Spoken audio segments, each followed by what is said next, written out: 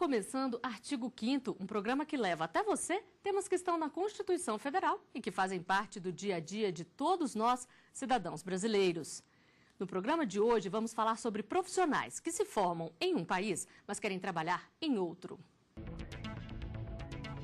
O artigo 5º determina que é livre o exercício de qualquer trabalho, ofício ou profissão, desde que sejam atendidas as qualificações profissionais que a lei estabelecer. E para falar sobre a atuação de profissionais estrangeiros, nós recebemos aqui no estúdio do Artigo 5º o advogado trabalhista Luiz Antônio Viudi. Seja bem-vindo ao Artigo 5º, doutor. Gostaria que o senhor começasse explicando para a gente o que é um profissional que se forma em um país, mas quer trabalhar em outro, ele deve fazer o que para isso? Depende da empresa. Se a empresa for brasileira e está contratando um profissional de fora do Brasil para cá, ele vai ser regido sobre a legislação brasileira. Se a empresa for estrangeira, ele for sair do Brasil, ele provavelmente vai ser regido sob a legislação local, da onde o serviço vai ser prestado. A não ser que seja serviço diplomático, onde a legislação que rege é a do país que ele está prestando o serviço. E que tipo de visto esse estrangeiro que vai trabalhar em outro país tem que ter? O visto é temporário, é durante o contrato de trabalho. Pode ser prorrogado, mas é sempre temporário, tem prazo determinado para terminar. E tem um prazo mínimo, doutor? Não, o prazo vai depender do tipo de trabalho que ele vai vir aqui. Pode ser 30 dias, pode ser 3 anos, 5 anos. A realidade econômica do país, a vontade de acumular conhecimento, o simples desejo de vivenciar outras culturas. O que não falta é motivo para querer ganhar a vida em outro país. Mas nem sempre a ideia parte do trabalhador. Muitas vezes a mudança é incentivada pelas próprias empresas empregadoras. Um verdadeiro intercâmbio profissional. Enquanto alguns estrangeiros desembarcam por aqui, profissionais brasileiros vão para fora. É o que mostra uma pesquisa norte-americana.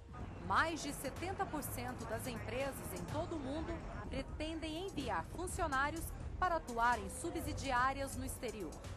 Liz reforça a estatística. Há 3 anos deixou o Equador para trabalhar na filial de uma lanchonete em Brasília. As pessoas se veem muito abertas para receber o evangelho. Então, é uma bendição estar aqui. Trabalhar em um país diferente, se adaptar à língua, à nova empresa e aos colegas. Isso sem contar os gastos. Por conta da mudança, o empregado recebe uma espécie de ajuda de custo. O adicional de transferência estabelecido pela CLT corresponde a 25% do valor do salário. O problema é que nem sempre a regra é cumprida.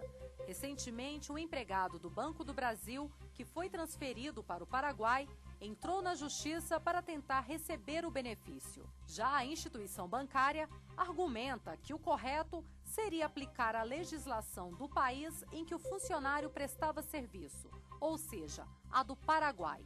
Como isso não ocorreu, o banco não poderia ser condenado.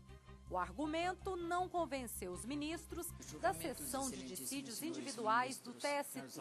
Eles explicaram que, neste caso, o que prevalece é a legislação que mais beneficia o trabalhador, no caso, a CLT. O fato dele pedir para ser transferido não significa ele ter perda de direitos. Como a lei brasileira, no caso julgado pelo TST, sabiamente levou-se em consideração no julgamento a lei mais favorável ao empregado. E a lei mais favorável ao empregado não foi a do Paraguai, e sim a do Brasil.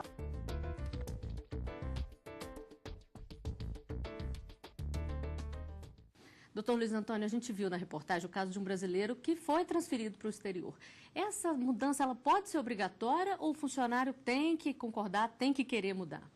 Olha, em alguns contratos está prevista a possibilidade de uma transferência de localidade. O trabalhador se submete a essa possibilidade. Mas nunca é obrigatório. O trabalhador pode se recusar, mas tem que ver o que está previsto no contrato. Se não tiver previsto, ele pode se recusar sem problema nenhum. A empresa não pode puni-lo por causa disso. E a empresa tem que arcar com os custos dessa mudança? A empresa tem que arcar com os custos da mudança, para poder cobrir os custos, ajudar, porque o trabalhador está mudando de cidade, ele tem que alugar um apartamento, ele tem que fazer a mudança. Isso não pode sair tudo do bolso dele. E nesse caso, a legislação trabalhista que ele vai seguir é a do país de origem ou a do país para onde ele se mudou? Como o próprio TST falou, a legislação trabalhista seguida vai ser a mais benéfica para o trabalhador. Sempre, mesmo que seja um caso de estar lá fora, ter que cumprir um horário, uma carga horária, sempre... A não ser que seja trabalho diplomático, onde toda a legislação vai ser a do país do trabalhador, independentemente do país para onde ele for exercer a função dele.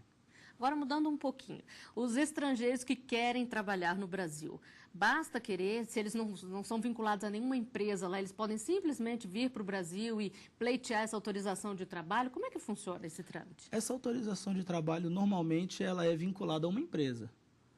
Ele só vai ter esse visto temporário concedido com alguma empresa solicitando esse serviço.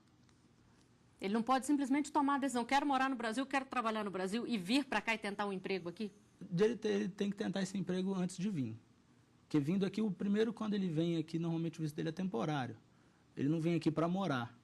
Ele vem aqui visitar, férias. Ele tem que pedir autorização do Ministério do Trabalho para poder ficar aqui como trabalhador. Doutor Luiz Antônio, existem cargos ou funções específicas que não podem ser ocupados por estrangeiros de forma nenhuma? Existem, sim, cargos no governo. Presidente da República, ministros do Supremo, ministros das Forças Armadas, não podem ser ocupados por estrangeiros, tem que ser brasileiro nato. E as empresas estrangeiras que trazem o seu pessoal de fora, elas têm que ter um percentual reservado aos brasileiros também? Tem, sim. 2/3 dos empregados da empresa têm que ser brasileiros. A empresa tem que comprovar para o Ministério do Trabalho que ela tem 2/3 dos empregados brasileiros para poder contratar estrangeiro. A prioridade é sempre trabalhadores brasileiros. E a empresa, para se estabelecer aqui, ela tem que cumprir também algumas regras? Ou a pessoa pode simplesmente querer trazer uma filial de uma empresa estrangeira e estabelecer aqui no Brasil?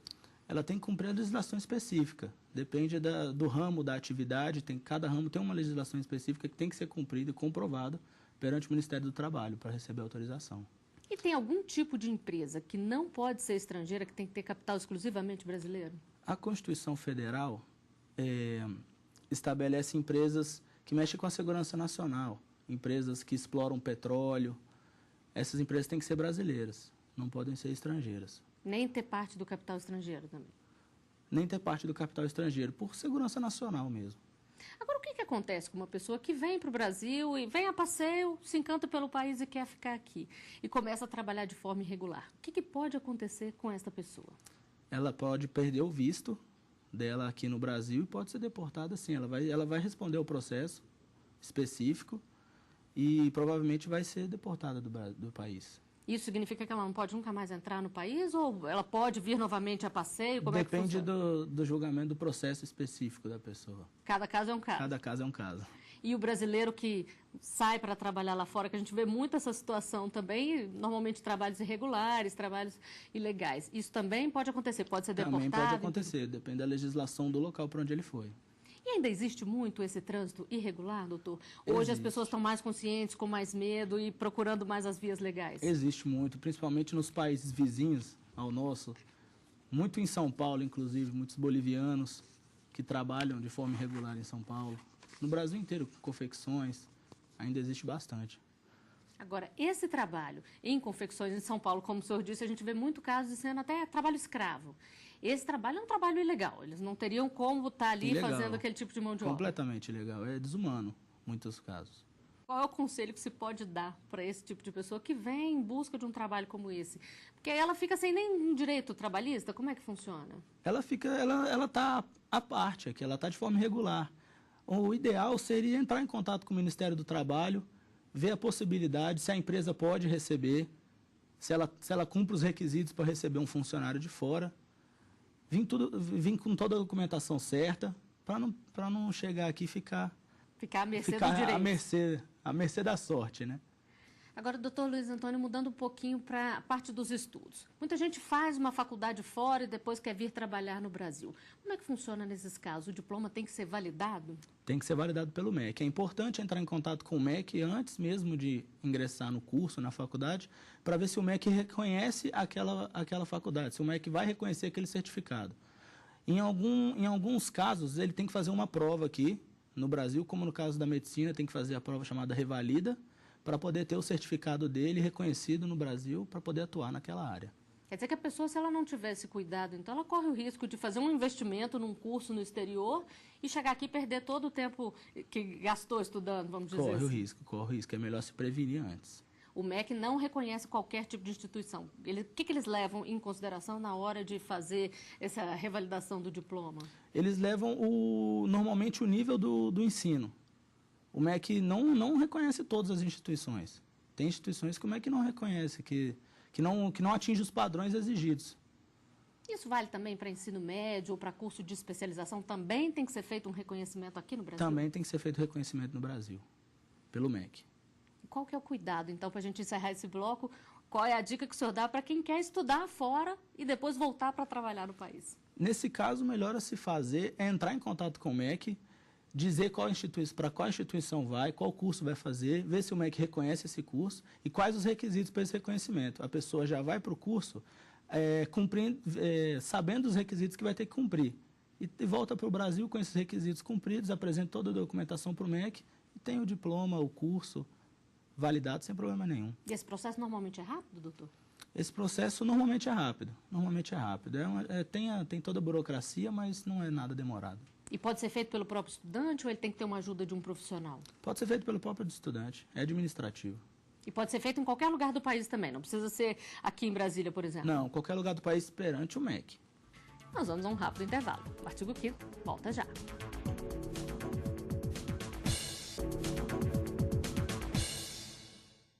Estamos de volta com o artigo 5º. Hoje nós recebemos aqui no estúdio o advogado trabalhista Luiz Antônio Viúdes. No programa de hoje estamos conversando sobre a atuação de profissionais que se formam em um país e querem trabalhar em outro. E como fica a situação em cidade de fronteira, quando muitas vezes os moradores transitam livremente de um lado para o outro? O Estatuto do Estrangeiro determina que a entrada no país é permitida desde que a pessoa apresente documento de identidade. Também diz que para exercer atividade remunerada ou frequentar estabelecimento de ensino deve ser fornecido um documento especial, mas que isto não confere o direito de residência nem de se afastar do município de entrada no país. Doutor Luiz Antônio, a gente viu aí que não pode se afastar do município de entrada no país. O que acontece com quem não respeita esses limites? Ele provavelmente vai perder esse direito de fazer o curso no país, de estudar no país. Então, ele vai ter que voltar para o país de origem. E isso no caso de trabalhar também? No caso de trabalhar também. Agora, é comum, né? A gente vê na cidade de fronteira as pessoas entrando e, às vezes, usam aquilo como uma porta e acabam entrando para o país. É feita uma fiscalização? O direito trabalhista age muito nessa área, até para evitar situações como a gente falou no primeiro bloco dos bolivianos? É feita uma fiscalização. Tem que ser melhorada, é uma fiscalização ainda muito aquém do necessário, mas é importante que se faça porque o estrangeiro que fica no país, e de forma irregular, normalmente é submetido a tratamento desumano. Ele fica aqui em condições inaceitáveis. Agora, o que acontece muito em cidade de fronteira é que os estrangeiros acabam se mudando para ela e buscando emprego ali, uma forma de melhorar de vida e, às vezes, até de morar lá. Isso acaba provocando muita dificuldade? Dificulta sim, principalmente porque a mão de obra é mais barata. E também porque eles, na maioria das vezes, estão de forma irregular aqui no país. Então, eles não têm os direitos trabalhistas todos cumpridos, mesmo porque eles não vão acessar a justiça, eles não podem estar aqui.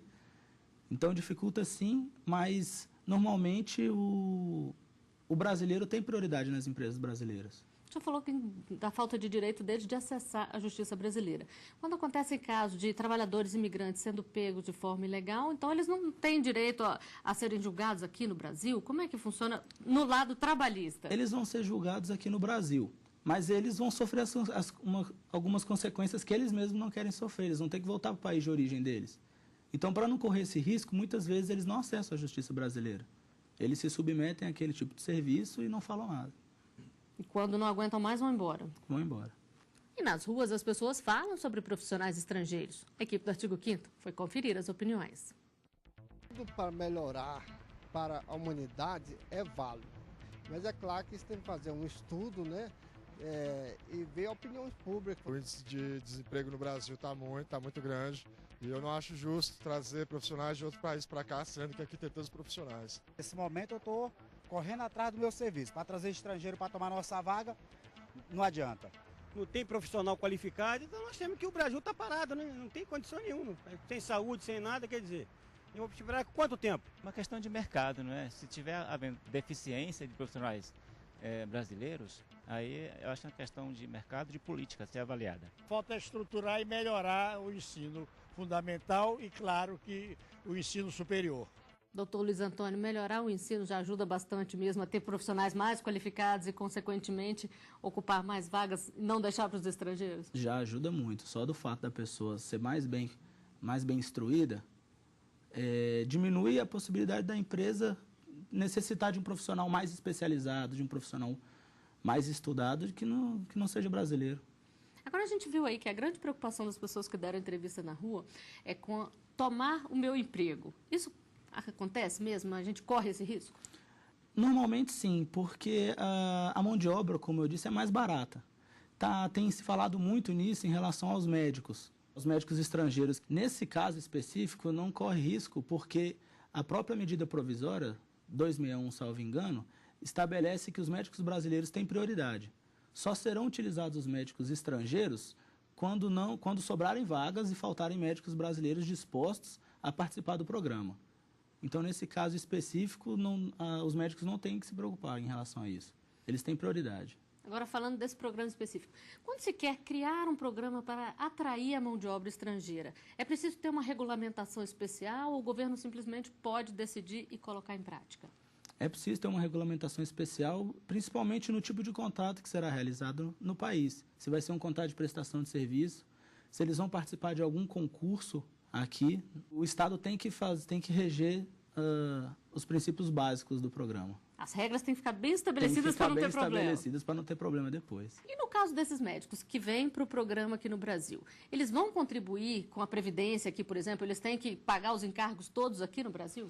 Vão sim. Inclusive, é um dos requisitos. Eles virão para cá como contribuintes obrigatórios do INSS. Eles serão obrigados a contribuir com a Previdência Social brasileira.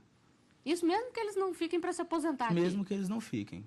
Para ter direito ao básico, a auxílio-doença, ao básico do INSS aqui. Agora, por outro lado, quando um brasileiro vai trabalhar no exterior, o que ele contribui lá fora é contabilizado no tempo para a aposentadoria aqui no Brasil? Como é que fica nessa parte? O brasileiro que vai trabalhar no exterior, ele pode normalmente continuar contribuindo para a Previdência Social brasileira. Ele imprime a guia pelo próprio site da Previdência e continua contribuindo, contando o tempo de trabalho, sem problema algum. Agora, se ele não fizer esse pagamento no Brasil, então ele perde esse tempo de trabalho lá fora? Ele vai perder. Ele vai deixar de ganhar. Ele não vai perder, ele vai deixar de ganhar esse tempo de contribuição. Doutor Luiz Antônio, agora o senhor disse que as empresas estrangeiras têm que ter 2/3 de funcionários brasileiros. Caso não existam funcionários especializados para trabalhar naquela empresa, mesmo assim vale essa regra e o que acontece? A empresa tem que capacitar os funcionários? Como é que é isso na prática? Vale sim. As empresas, tanto estrangeiras quanto brasileiras, fixadas no Brasil, têm que ter 2/3 de trabalhadores brasileiros para poder contratar estrangeiro. É um requisito. Se não houver profissionais qualificados o suficiente, na visão da empresa, cabe à empresa criar cursos de capacitação. Mas ela tem que seguir essa regra de cumprir os 2/3 de trabalhos brasileiros, justamente para priorizar os trabalhadores brasileiros, para que não se traga muito estrangeiro para o Brasil e os brasileiros fiquem sem emprego. É uma preocupação do legislativo com isso.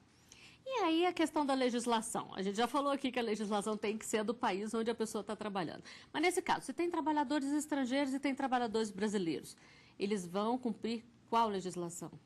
Ambos vão cumprir a legislação do país de prestação de serviço, no caso o Brasil. A empresa que trouxer trabalhadores estrangeiros, esses trabalhadores vão cumprir a legislação brasileira, a CLT, e os trabalhadores brasileiros também. Não tem diferenciação alguma, a legislação vai ser a brasileira. E tem que se dar prioridade também para os trabalhadores da região ali, ou aí já não importa muito? Aí já não importa muito. Os trabalhadores têm que ser brasileiros. A região vai da empresa. Ainda mais pelo gasto de trazer um empregador de fora. Se você vai abrir uma empresa numa certa região, se você vai trazer um trabalhador de outra, a empresa tem que arcar com essa mudança. Então, pelo próprio sentido econômico, a empresa dá mais prioridade àqueles que estão próximos. E a questão salarial? Existe diferença ou aí vale a função? Entre um estrangeiro e um brasileiro que ocupam o mesmo cargo, o salário vai ser o mesmo ou pode existir a diferença? Mesmo, é previsto na Constituição, na CLT, Não pode haver essa desarmonia. Tem que ter equiparação salarial. Se eles prestam serviço para o mesmo empregador, na mesma empresa, na mesma região, inclusive com trabalho de mesma qualidade, eles têm que ter direito ao mesmo salário. Princípio da isonomia, Constituição Federal. E o que acontece com um profissional? Que ele vem para o Brasil por uma empresa estrangeira e aí acaba se apaixonando pelo país e querendo ficar aqui. O que acontece com ele? Ele pode tentar esse visto permanente? Ele pode tentar, dependendo da empresa, do contrato que ele tem com a empresa, ele pode tentar, sem problema algum.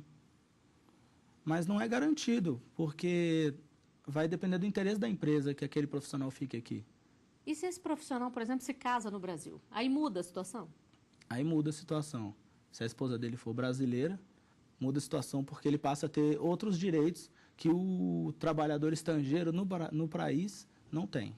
Doutor Luiz Antônio, e qual que é a dica para quem quer estudar ou trabalhar lá fora, para fazer tudo direitinho, sem ter nenhum tipo de problema? Qual é a dica para essa pessoa? O melhor é, antes de sair do país, entrar em contato com o Ministério do Trabalho, no caso de trabalho lá fora, ver todos os requisitos que tem que cumprir, procurar cumprir todos esses requisitos para não ter problema futuro. É uma forma de garantir a sua ida tranquila no país, cumprir o que você tem que fazer e voltar para o seu país de origem sem problema nenhum. No caso de estudo fora do país, é importante entrar em contato com o MEC antes de ir também, ver se aquele curso o MEC reconhece aquele curso, o que você vai ter que fazer na hora de voltar para o seu país para ter aquele curso, aquele título validado, se você vai ter que fazer uma prova, no caso dos médicos, o revalida. É importante você ter esse contato antes de ir, porque depois que você já voltou para o seu país e você não entrou em contato com o MEC antes, talvez não dê tempo de cumprir todos os requisitos, talvez tenha ficado alguma coisa sobrando que você tem que conseguir lá e você não conseguiu. Então é bom entrar em contato antes, ver tudo certinho que você tem que fazer, se é autorizado pelo Ministério do Trabalho, se é autorizado pelo MEC, aquele curso que você quer fazer, se ele vai ser validado no Brasil, se você vai poder utilizá-lo aqui no país. Para depois não perder tempo. Para depois não perder tempo e não perder dinheiro também. Agora, uma outra situação também é a pessoa é brasileira que recebe uma proposta de trabalho no exterior. É preciso pesquisar bastante também, ter muito cuidado para não cair num golpe, cair num conto do vigário também? É preciso pesquisar, é preciso entrar em contato com um setor específico. Vai no Ministério do Trabalho, procura se informar. Informação nunca é demais. Vale a pena, sim, para não correr o risco, porque você vai estar em outro país, uma legislação diferente, um contato mais denso com outras pessoas. É melhor prevenir do que remediar, né? Aí fica mais difícil de resolver a situação. Fica mais difícil de resolver a situação lá. Isso acontece muito com o tráfico de pessoas, são mulheres, às vezes, que estão querendo um emprego, estão em busca de um emprego e recebem aquela proposta que aparentemente parece atraente, mas que esconde toda uma máfia. Acontece bastante, aquela proposta, aquele sonho que a mulher vai realizar, ela vai para lá e fica ali à mercê da sorte, porque ela não tem ajuda nenhuma, muitas das vezes ela não pode sair do local onde ela está, ela fica literalmente presa ali. Então é melhor dar uma boa estudada antes de sair, antes de aceitar uma proposta dessa. Quando se fala em mudar de país, então todo cuidado é pouco. Todo cuidado é pouco. Bom, nós chegamos ao final de mais um Artigo 5º. Doutor Luiz Antônio, agradeço a sua presença aqui conosco. Obrigado, no estúdio do Artigo 5º. O convite. E lembro que você também pode fazer parte do nosso programa, mandando sugestões para o e-mail artigo5@stf.jus.br. A gente se vê na semana que vem. Até lá!